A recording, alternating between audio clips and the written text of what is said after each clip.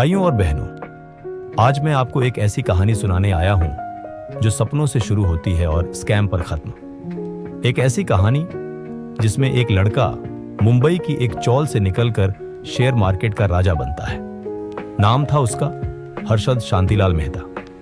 बचपन और सपने कांदिवली की चौल, छोटा सा कमरा, खटारा पंखा और बर्तन मांजती हुई मां।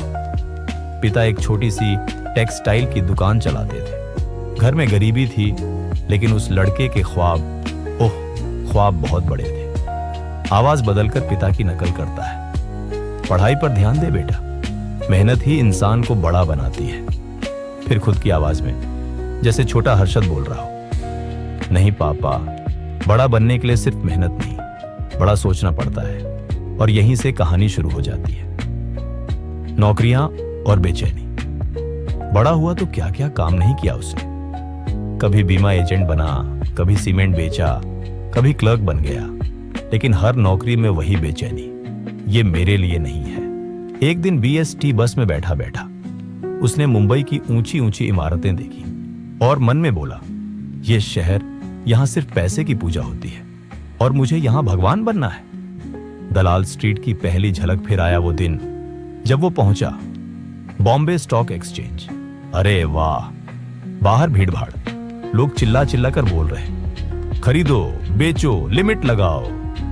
वो खड़ा होकर देखता ही रह गया। फिर भाई अश्विन से बोला, यही है असली खेल, यहां नोट नहीं सपनों का सौदा होता है और मैं इस खेल का किंग बनूंगा। उभार। शेयर बाजार का शेर वो जॉबर बना। छोटे छोटे सौदे करने लगा, धीरे धीरे चाल पकड़ ली, कौन सा शेयर कब ऊपर जाएगा कब नीचे। पहला बड़ा दांव लगाया, CC और रिलायंस में। कम दाम पर खरीदा, थोड़ा सा हिला और धड़ाम से शेयर ऊपर। फिर ऊंचे दाम पर बेच दिया। भाई ने चौंक कर पूछा, अश्विन की नकल करते हुए, इतना पैसा इतना जल्दी? हर्षद की तरह छाती तानकर, ये शेयर मार्केट है भाई, यहां वक्त नहीं दिमाग मायने रखता है। बिग बुल का उदय अब कहानी का हीरो बिग बुल बन चुका था। चौल से निकलकर सीव्यू फ्लैट, टोयोटा लेक्सस, विदेशी सूट, गोल्फ। मीडिया कहने लगी, दलाल स्ट्रीट का अमिताभ बच्चन। हर्षद की एक्टिंग करते हुए, मैं तो बस खेल खेल रहा हूं, फर्क इतना है कि मैं हारना नहीं जानता। बैंकों का खेल अब आया सबसे बड़ा जादू, बैंकों के पैसों का। उसने देखा कि बैंक रेडी फॉरवर्ड डील्स और बैंक रिसीट्स में पैसा लगाते हैं। बस यही सिस्टम की कमजोरी पकड़ ली। नकली BR बनवाए, बैंकों का पैसा शेयर में लगाया और SEC का शेयर 200 से 9000 तक पहुंचा दिया। पूरे देश में शोर। जो शेयर हर्षद छूले, सोना बन जाए। हीरो से भगवान तक लोग लाइन लगाकर बोलते, भगवान के बाद अगर किसी पर भरोसा है तो वो हर्षद मेहता है। टीवी इंटरव्यू में बोला, मैं चाहता हूं कि इंडिया भी वॉल स्ट्रीट से कम ना दिखे, हम भी कर सकते हैं बड़ा काम। स्कैम का खुलासा।